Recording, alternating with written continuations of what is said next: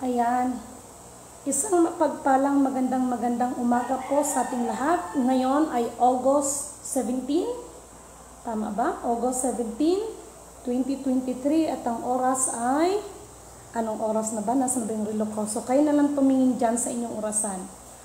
Una at higit sa lahat ay nais ko munang itataas, aking pinupuri, dinadakila, niluluwalhati, pinasasalamatan, sinasamba ang pinaka-Diyos ng kaliwanagan, ang banal na Espiritu at ang inang lupa. Sa umagang ito ay meron akong mahalagang imimensahe sa inyo.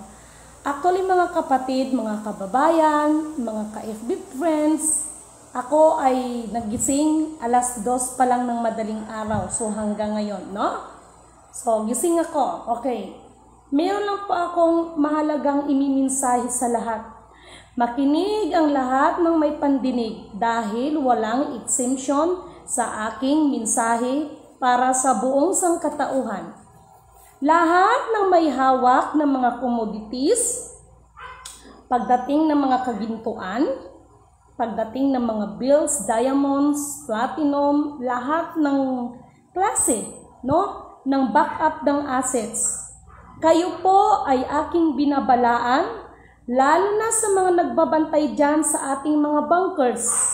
Mula sa araw na ito, ako po ay nakikiusap sa inyo na walang sino man ang maglabas sa inyo.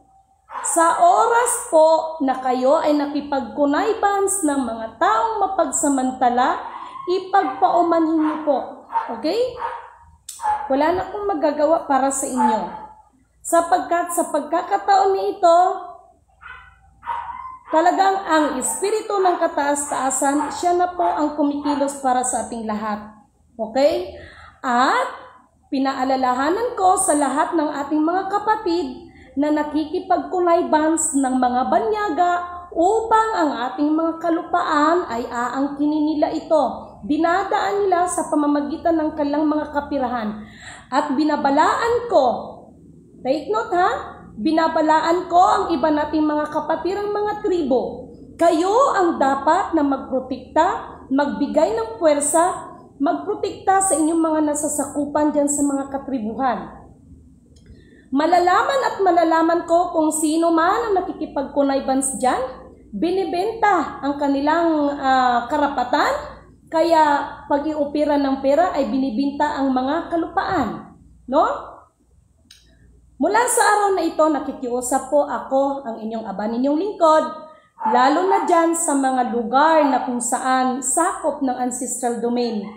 Nakikiusap ang aba ninyong lingkod na wala na po sanang magbebenta sa inyo. Mananagot ang lahat ng nakikipagkunaybans sa mga taong mapagsamantala. Yan po ay nakalaan para sa ating lahat. Inuulit ko, sa lahat din, no, na nakikipagkunaybans sa mga accounts upang i-hack ito, kayo po ang naging dahilan kung bakit lalo tayo naghihirap. Dahil sa bawat kamalian natin, kaparusahan na nanggaling sa kataas-taasan, hindi po sa akin. Okay? So, kung may magtatanong, who am I para magmensahe sa inyo? Ang tangi ko na lamang po masasabi sa inyo, huwag ninyo pong tingnan ang katawang lupa. Tingnan ninyo o pakinggan ninyo ang mensahe kung ito ba ay nararapat o hindi. Alam ko at batid ko na bawat isa sa atin ay may ibinigay sa atin o nakatalaga sa atin ng mga misyon, mga dapat gampanin. Ngunit, ako po ay nagpaalala sa inyo na kahit yung mga ibinibigay sa ating gampanin, isa rin din po yang sukatan sa atin kung magiging tapat tayo sa ating mga tungkulin. Isa rin po yang magiging sukatan upang lahat ng pinili ay pipiliin pa at lahat ng sinala ay sinala pa. Ang aba ninyo pong lingkod ay gumaganap hindi upang humangad o maghangad sa sinasabi nilang mga korona, no? O sa sinasabi nilang magiging tanyag. Ang inyo pong abang lingkod ay gumaganap ng abot ng makakaya to glorify and honor our Creator at hindi para sa aking sarili. Siguro naman sa aking mga mensahe ay ito ay hindi para sa akin. Kung hindi po, para po sa atin lahat. So sa mga minamahal kong mga kapatid na alam ko batid ko, no? Ang mga paghihirap, ang mga hirap na dinanas natin, no? Lalo na pag tayo'y so para kay ate, ito ay isang tribo, no? Ate, nag-AFB live ako, isa itong tribo, no? So, para sa ating mga mahal na tribo, Luzon, Visayas, Mindanao, katulad ng sinasabi. Ate Josie, no? Mamaya na po kayo nadidistract ako. No? Nadidistract. Okay? So, sandali lang ha. Ate Josie, mamaya na po kayo tumawag sa akin at ako po'y nag-AFB live. Okay? So, para sa mga mahal kong mga kapatid, makinig lahat ng pandinig. Ano ba ang sinasabi ng aba ninyong lingkod? Ang Mumu of Malacanang ay nagpagala-gala na kasama ang bata. No? So, kahit bata man sa inyong paningin, kayo naman ay mga elders, marunong tayong makinig sa isang bata. Okay? Dahil ang sinasabi ng bata ay hindi po para lang sa kanyang sarili, kung hindi para po sa buong sangkatauhan. Sana sa lahat ng ating mga keepers, isa lang naman ang sinabi sa inyo antayin ang lilitaw. Okay? Hindi ko sinabing ako ang lumitaw, kundi alam ninyo ang ibig kong sabihing lilitaw. No? At para dyan sa Central Bank, alam nyo naman kung ano ang kailangan nyo dyan. Ako ay hindi ako nagwiwika upang makilala ng buong mundo o sumikat sa buong mundo o para sa korona. Sapagkat kung korona ang pag-uusapan, dadanak ang dugo. Bakit? Kapangyarihan at kapangyarihan pa rin ang inyong pinagkakaguluhan at kayamanan. Ang mahalaga sa atin, anuman ang sinugo sa atin, anuman ang utos sa atin, ay masunod natin ang kataas-taasan sa atin upang siya ay malugod sa atin at siya ang mabigyan ng pasasalamat at kapurihan at hindi po ang sarili ng inyong abang lingkod. Sana po ay naunawaan ninyo ako sa pagkakataon na ito, no? Uulitin ko, wala pong release na magaganap. Itong taon na ito, wala pong release na magaganap. Ito po ay bahagi lamang, itong mga ginagawa ng inyong mga kapatiran na gumaganap, ito po ay bahagi bilang paghahanda para sa hinaharap. Sa pamamagitan nito, malalaman kung sino ang marunong sumunod ng panukala. Anong panukala? Hindi po sa aming sariling panukala. Panukala po ng katastasan dahil lahat ay naiprogram na. No? Yung mga pinagkakaguluhan ninyong mga kapirahan dyan, binabalaan ko kayo, no? Alalahanin ninyo ang RCBC Bangladesh issue. Kahit sino pang mga matataas na mga opisyal ng gobyerno, oras, no? Na kayo ay magkunaybans dyan, inaantay lang naman kayo, okay? Sapagkat ang magkamaling kumilos dyan, alam ninyo kung anong mangyayari.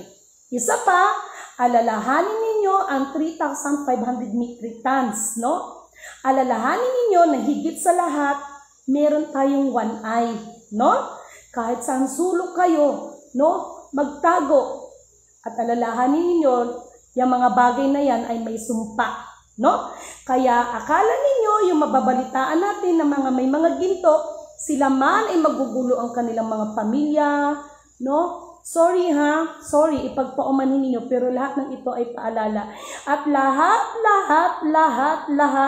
lalo na dyan sa ibinigay kong lugar, sa lahat po, no, ng nagtitreasure, kung totoosin, lumabag na kayo sa no lifting policy, no? Lumabag na kayo sa no lifting policy, no? So, sana maramdaman ninyo ang aking mensahe sapagkat kung ano man ang nangyari sa ibang bansa, baka mas higit pa ang mangyari sa atin. Hindi ko yan ipinapanalangin. Bagkos ako ay nagpaalala lamang sa inyo. Siguro naman, pag-isipan nyo, pagbulay-bulayan ninyo, ang aking mga winiwika ay hindi po sa sarili ko lamang imahinasyon, sa sarili ko lang guni-guni. Ako po, hindi po ako basta-basta nagmimensahe kung wala pong gabay sa atin at wala pong tas. Kung ang tanong kung sino ang nagtas, purihin ang nagsugod sa akin at hindi ako bilang sinugo. Basahin ninyo sa 2 Corinthians chapter 3 verse 5 to 7. Ang mga bagong lingkod ng bagong tipan ay sa pamamagitan ng kautusan ng espiritual. Dahil hilakan na yan tayo sida mo na lahiya. Naamoy ko ang napakabangong bulaklak. Sobrang amoy. Napakabangong bulaklak. Shirawon day la shintang hi day siday dewo day I haramon day yalakan day sidikan na. Day alamon day hiralaw budakin day siday ilakay. No? Ipagpauman ninyo po kasi winilkam ko lang ang bango ng sobrang halimuyak ng bulaklak, no? Nanindig ang balahibo ko, in fairness. Nanindig ang balahibo ko, pati yung dito sa bato ko, no? So yan mga kapatid, ito ay ginagawa ko, no? Huwag ninyo akong tingnan bilang katawang lupa. Pakiramdaman nyo at ramdaman ninyo ang mensahe. Dahil lahat din po ng mga pinili ay pipiliin pa at lahat ng sinala ay sasalain pa. Okay? So yan lang po ang aking mga paalala sa inyong lahat. Isang mapagpalang magandang umaga sa inyong lahat. Mabuhay perlas ng silanganan. Mabuhay mula sa sikatan ng araw. Higit sa lahat, mabuhay o aking inang lupa, no? So mga kapatid, sa pagkangayon, magsikap muna tayo, no? Pagsikapan muna natin ang mga bagay na makakatulong at makakapag-survive sa ating mga pamilya. Nawa ang espiritu ng katotohanan, ang katwiran, ang kapayapaan ay sumasa atin lahat. Kung napansin ninyo, yan, naghidban ako ng rainbow. No? Yan, favorite kong headband yan. Sa lahat ng aking headband, yan ang pinaka-favorite kong headband. So, rainbow. Tapos mayroon siyang ganyan. No? So, isang mapagpalang, magandang umaga po at salamat kila Ma'am Mila Gomez. Maraming salamat po sa mensahe. Maraming salamat din po. No? Salamat din po ng marami. Kay Annalyn Baling, thank you so much. Marvin Collado Montemayor. Kay Ma'am Baby Rose, no? At marami pa pong iba. Ma'am Ophelia, no? Kay Ma'am Evelyn Binzon, Ismino, Makutay, daghan kayong salamat sa inyong tanan. Kay Ma'am Elizabeth Solano, no? Sofia Limonsnero Ararakap, no? At isang paalala muli sa ating mga mahal na kapatid. Batid ko naman na maraming gumanap, no? Ay, alam natin kung sino-sino mga yan. Ganun pa man, paalala ko lang sa ating lahat, no? Huwag tayong magalak kung ano man ang ikinabagsak ng ating kapatid, bagkos ipanalangin natin sila, dahil pag nakitaan tayo ng ating kataas-taasan yan, na tayo ay nagagalak dahil bumagsak ang ating mga kapatid, baka hindi na sila maparusahan ng Panginoon, bagkos tayo pa ang maparusahan. Makikita niyo po yan sa Book of Kawikaan. Okay? Sa pagkangayon, mas mahalaga, hindi pa po huli ang lahat. No? Kung mayroon man tayong mga kamalian sa buhay, kasi wala namang perfect, hindi pa po huli ang lahat. No? Huwag natin tingnan, huwag natin pakinggan yung mga ibang tao na sa ating paligid. No? Dahil yung mga yan, hindi rin naman yan ang makakaligtas sa atin. Bagkos, ayon sa ating mga gawa, kung tayo ba ay sumunod sa kalooban ng kataas-taasan. Okay? So, ipanalangin ang bawat isa, maging ang mga namumuno sa atin, sa ating pamahalaan. No? So, yan po ang mensahe ko. No? Maraming salamat sa Banal na Espiritu na siyang nagbibigay sa akin, no? Sapagkat sa Zacarias 4:6, ang tao ay hindi siya magtatagumpay sa pamamagitan lamang ng kanyang sariling talino, lakas o hukbo, kung hindi sa pamamagitan ng kanyang gabay, ng kanyang banal na Espiritu Santo. Okay? Maliwanag ba yan? So, isang mapagpalang magandang umaga po sa ating lahat at hangad ko ang katagumpayan ng bawat isa sa atin. Magandang umaga po.